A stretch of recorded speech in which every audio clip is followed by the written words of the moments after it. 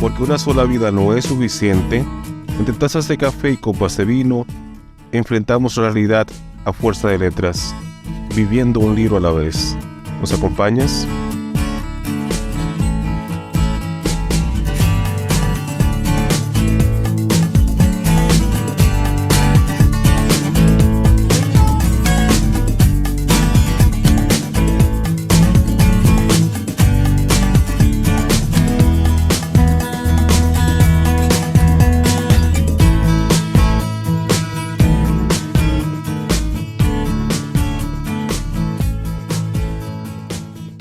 Hablamos del libro Ideas de Bien Patrio, de Ulises Francisco Espaillat.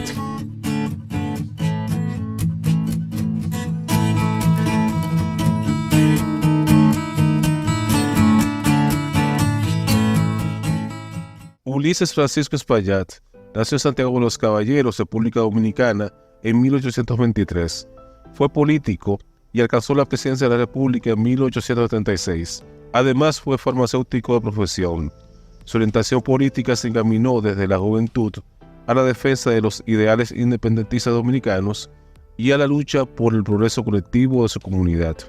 Espaillat participó activamente en la Revolución de Julio de 1857, que forzó la caída del gobierno de Buenaventura Báez y el regreso a la presidencia de Pedro Santana. También formó parte de las fuerzas que lucharon contra la dominación española de la isla. Se opuso a la anexión a España decretada por Santana y luchó junto a José María Cabral y Gregorio Luperón en la Guerra de la Restauración. Su aportación, tanto económica como intelectual, fue determinante para el triunfo de la recuperación de la independencia y la plena restauración de la República. A lo largo de su trayectoria institucional, ocupó el cargo de ministro de Interior y Policía en el gobierno provisional de José Desiderio Valverde, la presidencia de la Comisión de Relaciones Exteriores en el gabinete de Pepillo Salcedo, la vicepresidencia de la República durante el régimen de Gaspar Polanco y la cartera de Justicia, Instrucción Pública y Relaciones Exteriores bajo la presidencia de José María Cabral entre 1866 y 1868. Finalmente, el 29 de abril de 1876, asumió la presidencia del país con un fuerte apoyo popular. En el ejercicio de su breve mandato, hizo gala de un talante político poco habitual en la época y trató de gobernar según los dictados constitucionales y democráticos, rodeándose de los hombres más capaces de la nación al margen de sus adscripciones políticas.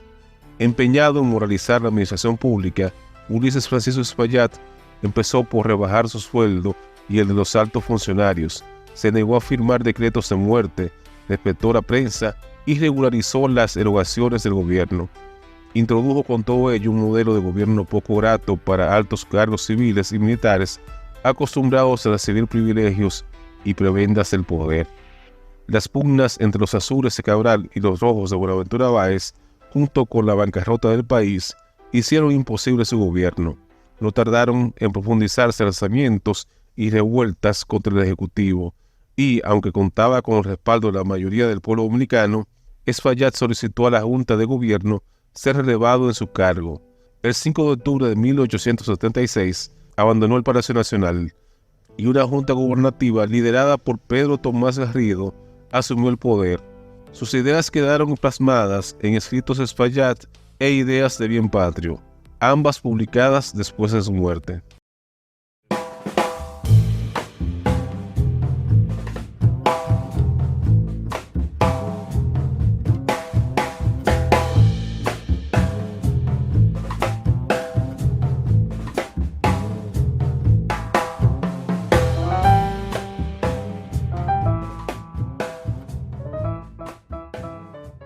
En este episodio de Tertulia Literaria Papel Maché, un podcast dedicado a la difusión de la literatura desde la República Dominicana, un servidor, Eduardo Tejada, junto a Roberto Guzmán, vamos a hablar del libro Ideas de Bien Patrio, de Ulises Francisco Espaillat.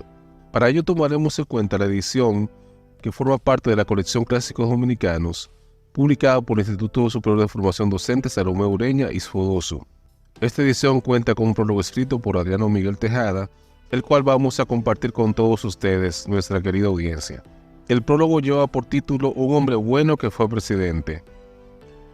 Ulises Francisco Espaillat es reconocido no solo como uno de los más altos representantes del pensamiento liberal en la República Dominicana y como un patriota ejemplar que enfrentó el poder imperial español en la gesta de la restauración de nuestra independencia, sino como un preclaro hombre público cuyo pensamiento se reflejó en algunas de nuestras más acabadas constituciones políticas.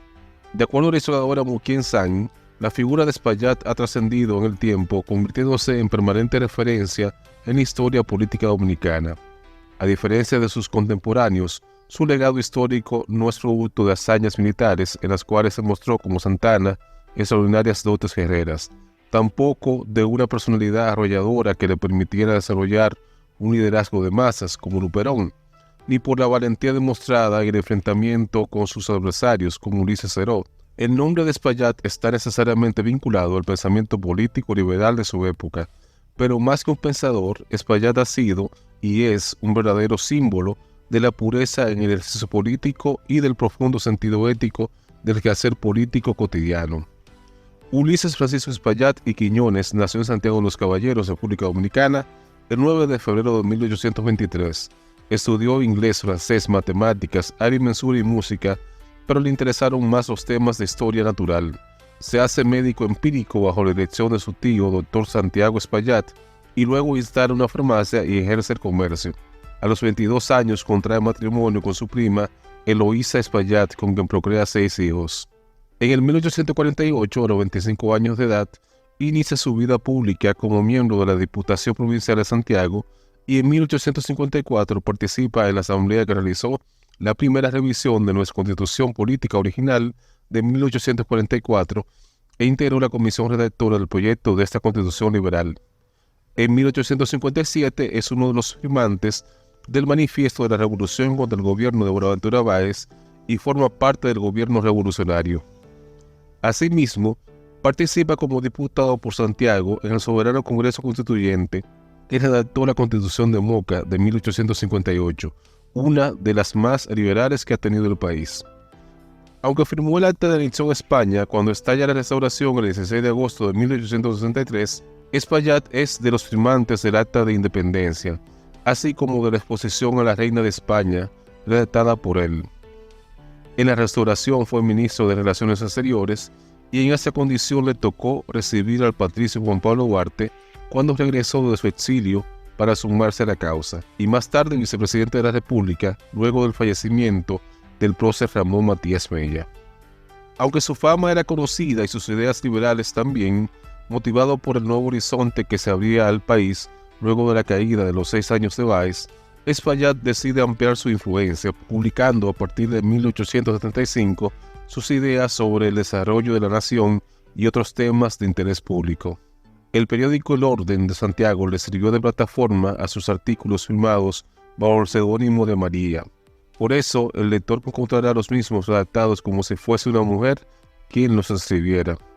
Es elegido presidente de la República y toma posesión el 29 de abril de 1876, apoyado por un Consejo de Ministros que ha sido calificado por don Emilio Rodríguez de Morici como el más brillante que ha tenido la República por la calidad de sus integrantes. Pero ya para julio, apenas 3 meses después de ser juramentado, estalla una revuelta contra su gobierno y el 5 de octubre se asila en el consulado de Francia. Su administración apenas duró 7 meses. Federico García Godoy lo describe en 1876 cuando marchaba a asilarse al consulado de Francia en Santo Domingo de la siguiente manera. Tenía 53 años y parecía un anciano de 60, encorvado, prematuramente envejecido, con la cabeza cubierta de blancos hilos, como si en ella se hubiera amontonado la copiosa nevada de dolores infinitos. Su rostro enflaquecido, pálido, sus mejillas hundidas, sus ojos de amortiguado fulgor, como cansados de contemplar en torno suyo bajezas e ignominia.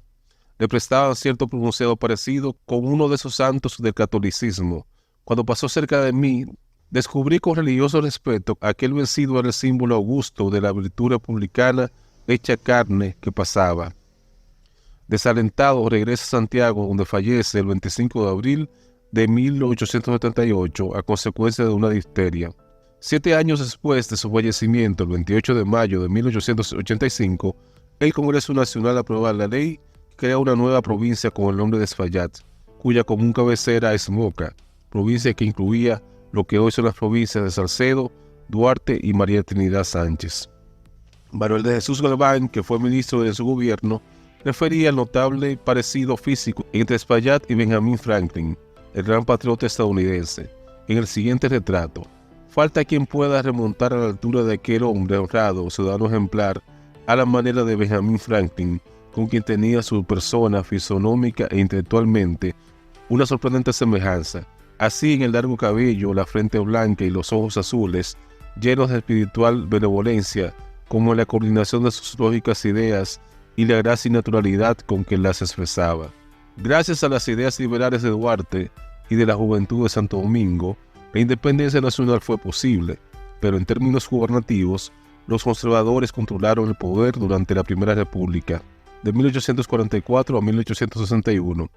Sin embargo, en el período, el más articulado pensamiento liberal estaba representado por individuos de la región del Cibao, encabezados por Benigno Filomeno de Rojas, el propio Espaillat y Pedro Francisco Bonó. Sus ideas, a veces un tanto radicales para el medio, chocaban con el conservadurismo general de la época, al punto de que la Constitución Liberal de enero de 1854, en la cual la impronta de Rojas fue determinante, apenas duró menos de un año. Este trío de valiosos hombres públicos va a tener destacada participación en los dos grandes movimientos liberales de su tiempo: la Revolución del 7 de julio de 1857, que parió la Constitución de Moca, la más liberal de la historia nacional, y la restauración de la República en 1863. De Rojas va a ser presidente del gobierno restaurador, Espaillat vicepresidente, y ha sido considerado como la eminencia gris detrás de todas las decisiones importantes del gobierno. En el turbulento periodo que sigue a la restauración de la independencia, Espaillat mantiene una actitud de no colaboración con los diferentes gobiernos del periodo y es hecho prisionero durante la administración de Buenaventura Báez, cuando estuvo a punto de morir fusilado. Luego de ese periodo de silencio y de reflexión, Espaillat se decide por escribir. Como en el país todo estaba por hacerse, Espaillat escribió sobre todos los aspectos de la vida nacional. En sus trabajos se puede apreciar la notable influencia que ejercieron sobre él las experiencias de los Estados Unidos e Inglaterra y obras como Democracia en América, de Alexis de Tocqueville, a quien cita sin mencionar en varios de los artículos, a veces en forma casi textual. Tres grandes preocupaciones dominan su pensamiento: la educación del pueblo dominicano y cómo hacerla más efectiva, la justicia como sostén del orden y la paz, y por último la economía, particularmente la agricultura y ganadería, incluyendo cómo mejorar los hábitos de trabajo de los dominicanos. Elevar la educación del pueblo dominicano es una constante en el pensamiento del patriota, que con justeza ha sido llamado el Sarmiento dominicano. Se lamenta de que si pudiéramos lograr que nuestros compatriotas se cuidaran de la educación de la infancia con el mismo paternal interés que lo hacen con la de los señores gallos, otra cosa sería de nuestra pobre patria. Creía firmemente que para propagar la instrucción pública es indispensable crear escuelas normales, porque el principal mueble en una escuela es el maestro. Roberto Casá ha dicho que su concepto de la educación era eminentemente práctico, de manera que se asociara al dominio de oficios y al avance de la agricultura. El compromiso primero del Estado debía consistir en formar una legión de maestros, aunque también creía que le correspondía a la sociedad apoyarlos. Hizo la advertencia por cuanto consideró que los políticos se habían opuesto al desarrollo de la educación, conscientes de que se sustentaban en la ignorancia del pueblo. Como una de las columnas verticales de la educación popular, apreciaba la labor de los periódicos, puesto que por medio de ellos se podían propagar y difundir las sanas doctrinas, preservando así a la nación de las acechanzas de los agitadores. Entendía, sin embargo, que el medio dominicano de la época no tenía recursos para sostener los periódicos, a menos que existieran asociaciones que deban establecerlos, propagarlos y sostenerlos. Me parece que el único medio que hay para establecer el periodismo sobre bases sólidas es fundarlo por medio del espíritu de asociación, es decir, creando una gran sociedad con miembros en toda la República, con el objeto de contribuir al sostenimiento de un periódico que se estableciera con todas las condiciones requeridas para asegurarle una circulación numerosa. Al igual que Tocqueville, Espaillat encarecía la necesidad de que el pueblo desarrollara el espíritu de asociación, que es una de las principales palancas que pueden y deben emplearse para promover el adelanto y progreso de un país. Pedía asociaciones para impulsar la industria, el comercio, la agricultura, las artes, la prensa y el ahorro, entre otras. Y junto al espíritu de asociación, se debía desarrollar el espíritu de localidad, que es lo principal.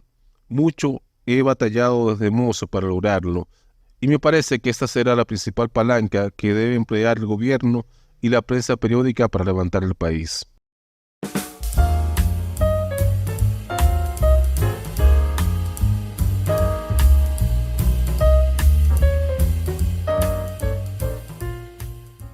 A continuación, Roberto Guzmán nos lee uno de los escritos de Ulises Francisco Espaillat que aparecen en Ideas de Bien Patrio.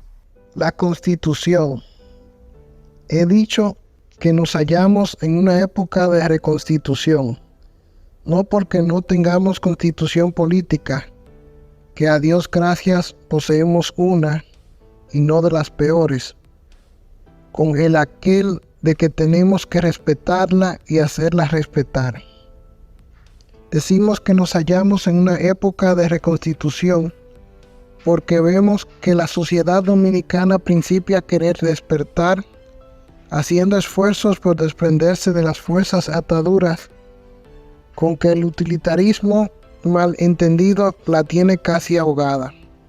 No perderemos mucho tiempo en estudiar las constituciones antiguas que se reducían por lo regular a un pacto tácito entre el soberano que hacía lo que le daba la gana y el pueblo que obedecía callando hasta que encontraba el modo de hacerle una revolución y aplastarlo, para poner otro en su lugar que se comportaba lo mismo que el primero y con el cual hacían lo mismo, no siendo posible encontrar formas de gobierno absolutamente buenas, porque en lo absoluto es incompatible con la debilidad de la naturaleza humana.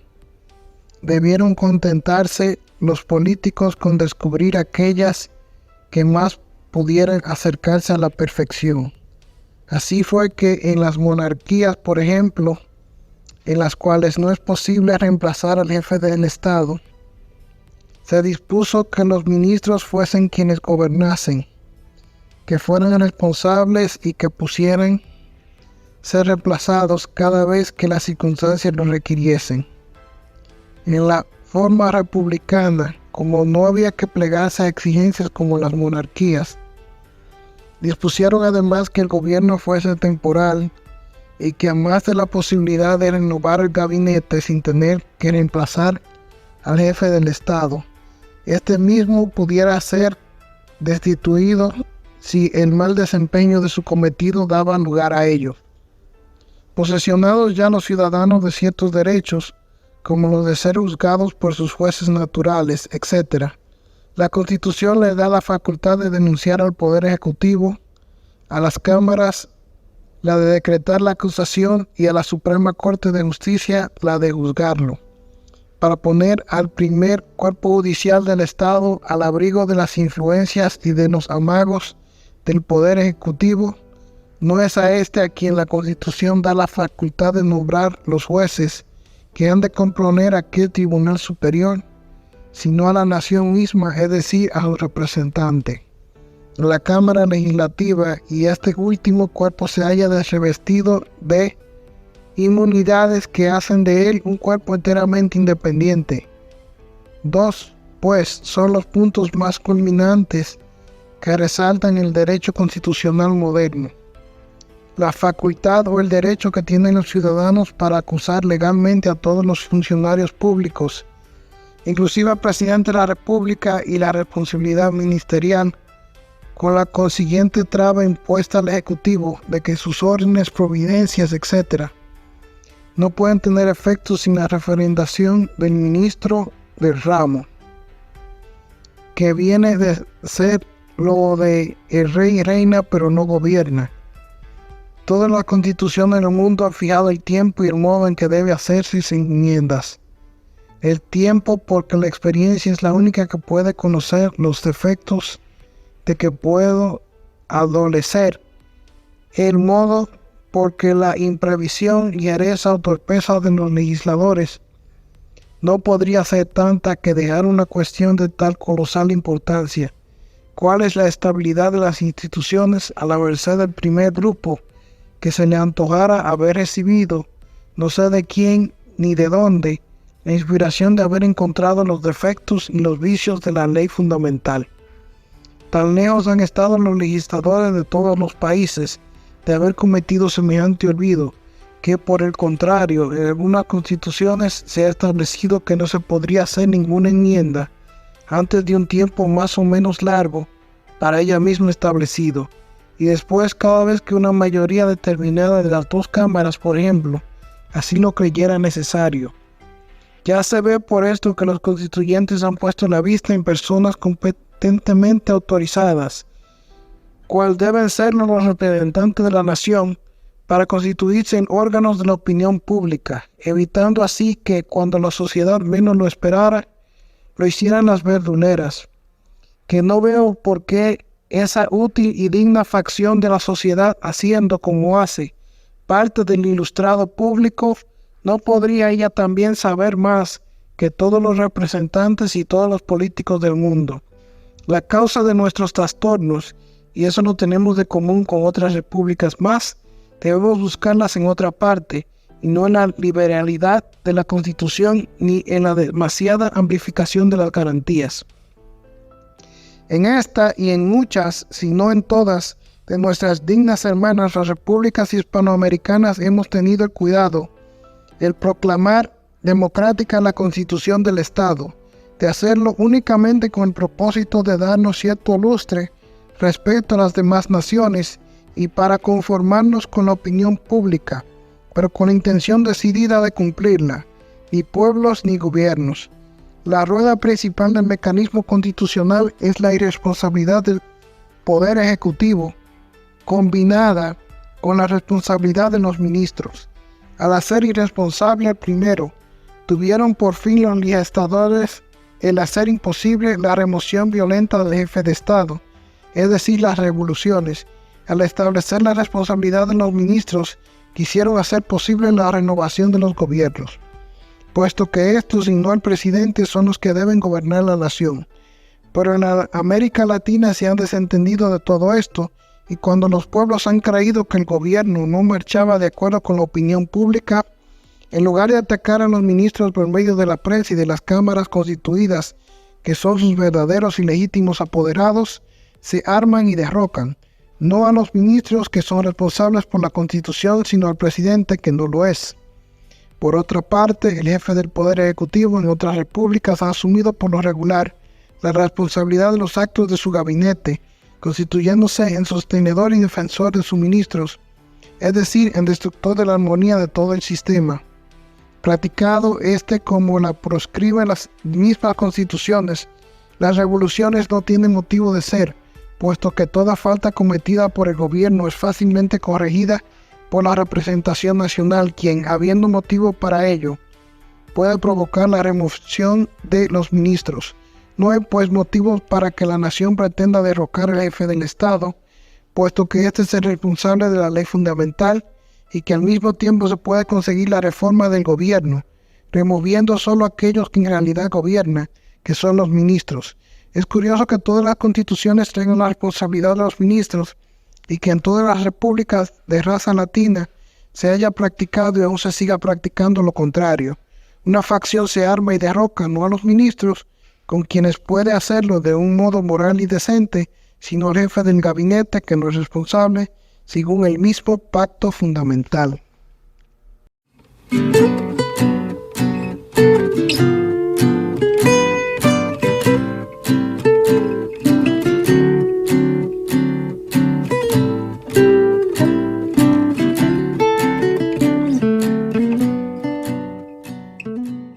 Otro elemento fundamental en las ideas de Espaillat es la justicia, que es la primera condición necesaria para que pueda marchar la sociedad, porque la inmensa mayoría de la nación no está aún corrompida, y el modo mejor de ganarse sus simpatías, su gratitud y su completa adhesión sería una recta administración de justicia.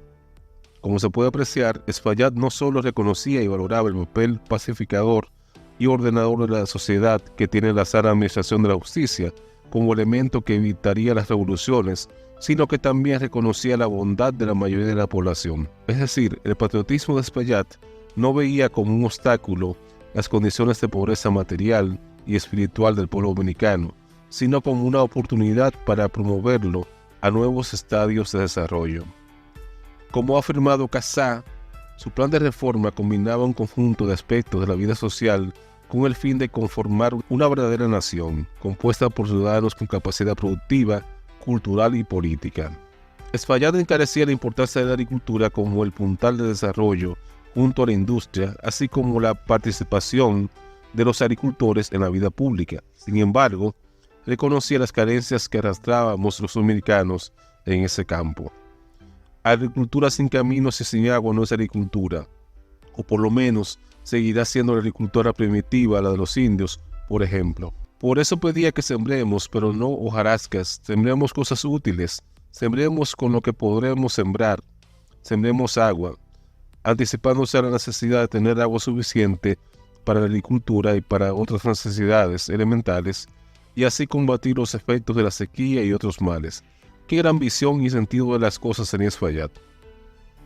Para Espaillat, la agricultura era quizás la única mina real y positiva entre tantas como tenemos, y veía en la asociación la forma más expedita de cambiar las cosas en ese importante ramo. Fundemos pues una sociedad de agricultura que se ocupe por lo pronto de un modo exclusivo de aclimatar en nuestro privilegiado suelo el cultivo del tabaco de olor de la isla de Cuba y del modo y según el método que allí se emplea. Se extrañaba asimismo de que en el país existieran 200 galleras y ni una sola sociedad de agricultura. Los dominicanos producíamos tabaco, pero no del tipo por el que abogaba Espaillat, con gran visión de futuro. La gran fórmula del patriota excelso para acabar con el peor de los males dominicanos a su tiempo, las revoluciones, se reducía a esos tres elementos que hemos destacado: educación para elevar el nivel del pueblo, sana administración de la justicia para contribuir a resolver los conflictos de manera civilizada y en forma institucional, y aumento de la riqueza y del empleo por medio de la agricultura y de la industria, todos resueltos de manera práctica y con gran sentido de la realidad del país. El elemento esencial para el logro de la paz con que soñaba el preclaro ciudadano era el fomento de valores de tolerancia en la población. Espaillat concibe la tolerancia como un prerequisito para la vigencia de la libertad, afirmando que la libertad no existe sino en los países en que se ha erigido un altar a la tolerancia, donde se le quema incienso a esta sublime virtud y se le tributa constante y respetuoso culto, donde ella forma la base del credo de los partidos políticos, donde ella es la reguladora de su conducta. Y agregaba: si yo insisto sobre la necesidad de practicar la tolerancia, es porque en ella es que pueden encontrar su conveniencia todos los partidos políticos del país, y porque ella es la que puede apagar los rencores y destruir ese antagonismo que es al mismo tiempo un obstáculo insuperable al progreso moral y material del país. Al mismo tiempo, Espaillat quería sanar nuestra sociedad de algunos de sus vicios. Como afirma Casá, abundó en algunas costumbres de los dominicanos que le parecían del todo nocivas: la afición por las riñas de gallo, el baile del merengue en largas fiestas y fandangos, el debilitante sancocho y la inclinación por la aventura violenta de las revoluciones. Esa crítica a los hábitos de nuestra sociedad, desfibradora por excelencia, le ha sido muy criticada a Espaillat por algunos que lo consideran extranjerizante. Quienes piensan así están equivocados. No ha existido en el país un patriota más insigne que Espaillat, equiparable solo a Duarte, pero no podía cerrar los ojos ante los vicios que observaba en la sociedad y que lastraban su desarrollo.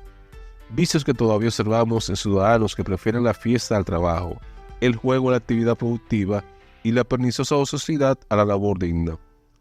Espaillat pretendía establecer hábitos de trabajo, un pueblo educado y por tanto responsable de sus actos, defensor de sus derechos y de sus libertades, y respetuoso de sus instituciones republicanas. Es lamentable decirlo, pero muchos de esos deseos constituyen todavía aspiraciones sentidas de sectores importantes de nuestra sociedad. Es por estas razones que tenía serios recelos con la importancia que se otorgaba en su tiempo a la inmigración de extranjeros que ayudaran a cambiar las cosas en nuestro suelo. afirmando que la inmigración la tenemos aquí mismo. Enseñemos a trabajar a nuestros campesinos. No debemos pretender gobernar 400,000 almas mientras no sepamos hacerlo con las 200,000 que componen nuestra población. Además se preguntaba, ¿qué copiará el inmigrante en el nuestro? ¿El uso de machete o más bien de revólver? ¿El andar descalzo? ¿Comer el irritante sancocho y jugar gallos, bailar merengue y dejar para mañana lo que debía hacerse el día anterior? No nos impondrán sus costumbres, recibirán las nuestras. Atacaba firmemente el equivocado concepto que tenían los dominicanos sobre la política, afirmando que llamamos aquí política a la falta de toda noción de gobernar y a las obras de intrigas sucias, inmorales e indecentes, agregando que todos los gobiernos que ha tenido el país se han ocupado no de gobernarlo, sino de mandarlo, y para ello han empleado el sistema adecuado, que es el del miedo.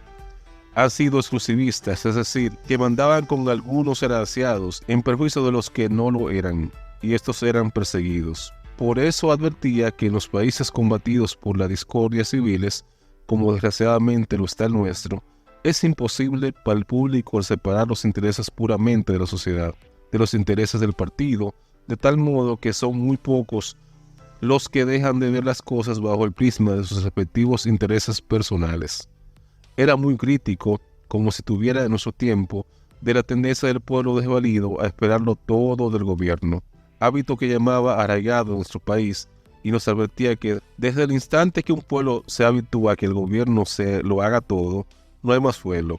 Este deja de ser soberano y se torna en esclavo. La centralización de los negocios públicos y las libertades públicas son cosas incompatibles, pues desde el momento en que la indolencia de la nación encomienda al gobierno el ejercicio de sus derechos, no es posible que deje de entronizarse el absolutismo. Para el patriota, la principal aspiración del pueblo dominicano era la nobilísima aspiración de la libertad. Criticaba a quienes no entendían que los pueblos no pueden vivir ni desarrollarse sin este vital elemento que, como indispensablemente el aire lo es a nuestros pulmones, como la savia a las plantas, el agua a los peces. No pueden comprender que la libertad es la condición necesaria del hombre, su condición propia en la vasta escala de los seres que componen esta creación. Y luego hacía esta tajante afirmación de fe en el pueblo dominicano.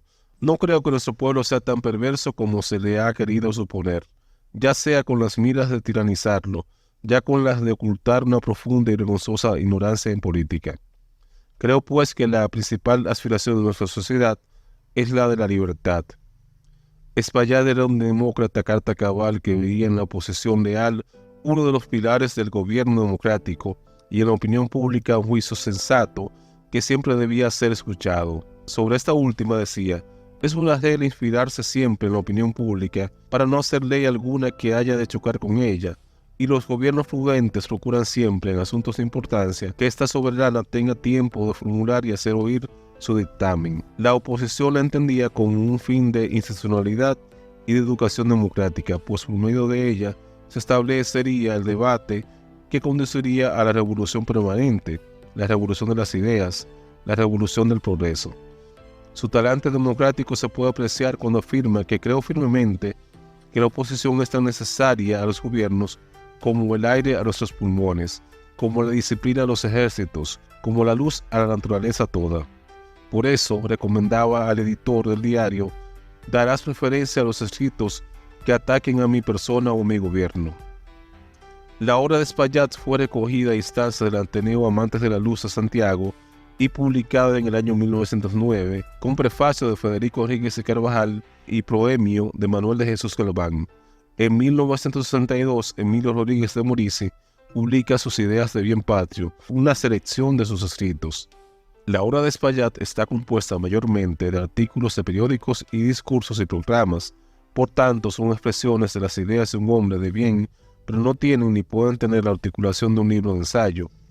Sus contribuciones en la prensa obedecieron a su deseo de orientar a una opinión pública dominada por antivalores y a su ferviente deseo de contribuir a desarrollar una república dominicana en la que predominara la tolerancia, el respeto, el progreso material y el bienestar de todos los ciudadanos. Por eso no parecen razonables los comentarios del crítico literario Dr. Joaquín Balaguer en Los próceres escritores, reformulados en la historia de la literatura dominicana, en los que expresa una opinión generalmente negativa de la obra del Repúblico. En esta última obra expresa que Luis Francisco Espaillat, un escritor ingenioso y diserto, perteneció a la raza de los hombres de letras que poseen no el arte grande y rico de la composición elocuente o de las creaciones superiores, sino el más pequeño, pero tal vez más difícil, de quienes saben convertir una fruslería en un motivo de interés y en una obra amena. En los próceres escritores dice que no fue un escritor, sino más bien un periodista, y se equivoca, pues Espaillat fue un articulista de opinión, el comentarista agudo de una situación que quería cambiar, de esos giros satíricos y el cuadro general que pinta en cada uno de sus artículos. Espaillat nunca pretendió redactar una obra profunda. Lo que siempre quiso ser fue el retratista de una época llena de carencias que aspiraba pudieran ser cambiadas, como el análisis de la realidad escrito en forma que pudiera ser comprendido por la generalidad de la gente, libre de sortilegios estilísticos y de trampas filosóficas. Espaillat escribió para influir en la opinión pública de la época, sin mayores pretensiones de que su mensaje de bien, de que su carga de valores, pudiera ser asimilada por el gran público. Así lo entendió Novariano Lebrón Sauvignon en su Historia de la Cultura Dominicana, que lo califica de buen escritor de reconocidos méritos, y que desde su limpio escaño de ciudadano y hombre de bien, Espaillat moralizó, sembró semilla de patriotismo, actuó siempre con los ojos fijos en el lejano candil del ideal. Su paso por la presidencia fue un fulgor, pero célico, irradiado por el iris de los dioses. Un repúblico que solo aspiraba a probar que se puede ser tolerante sin ser débil, que se puede ser fuerte sin ser déspota, que se puede establecer el orden en la asociación sin incurrir en la arbitrariedad, que se puede matar el vicio sin ser cruel, que la ley es más fuerte que todos los tiranos. En ese sentido, como afirma Casas, se le puede considerar una de las cumbres culturales y morales de los dominicanos y la conciencia más preclara del liberalismo nacional de su época. Examinó con suma inteligencia las peculiaridades del medio nacional con el fin de contribuir a hacer realidad el ideal de la doctrina. Escribió textos que contienen una ejemplar exposición de criterios acerca de la sociedad dominicana y de las pautas para dar solución a sus problemas. Su amigo Gregorio Perón tuvo la agudeza de advertir de inmediato la trascendencia de su obra y lo estimuló a seguir publicando para que sus ideas fuesen nuestro catecismo político. Su propósito, alto como el que más, era lograr que con esta tríplice de libertad, de justicia y de saber, creo firmemente que se salva fácilmente una sociedad, con tal que los hombres que han recibido cierto grado de educación se pongan a la cabeza de la triple cruzada, de conservar ilesa la libertad adquirida, de hacer que la administración de justicia sea un hecho y que la enseñanza llegue en breve a ser tan extensa cuantas personas haya en el país que se encuentren en estado de recibirla. Estas ideas de bien patrio son apenas una pequeña muestra del pensamiento patriótico de este gran repúblico que luchó por la independencia del país y puso lo mejor de su talento y de sus preclaras ideas en beneficio de la patria y al mismo tiempo una invitación a profundizar en sus escritos. Espaillat solo es segundo de Duarte en el fervor patriótico y en la calidad del pensamiento que ayudó a formar la nueva república. Modelo de honradez, propuso esquemas de desarrollo político que potenciaban la libertad y la institucionalidad en la nación, por medio del desarrollo de la educación y del cultivo de las virtudes del trabajo y de la participación de todos los ciudadanos en la arena pública, incluyendo las mujeres, de quienes creía con una visión muy moderna de su papel, que serían las que un día salvarán definitivamente la sociedad. Por eso su pensamiento trascendido como un articulado conjunto de ideas encaminadas al bienestar de la patria. Su visión del desarrollo de la nación, lamentablemente, es todavía en muchos aspectos una aspiración del pueblo dominicano, pues la educación, la independencia de la justicia y la justicia social siguen siendo temas pendientes en nuestra agenda. Que haya sido un visionario eleva la consideración que merece de todos sus conciudadanos. Bendita la nación que ha podido contar con un patriota de la pureza, la transparencia y la dignidad de Luis Francisco Espaillat, modelo de amor a la patria y paladín de su libertad, institucionalidad y desarrollo.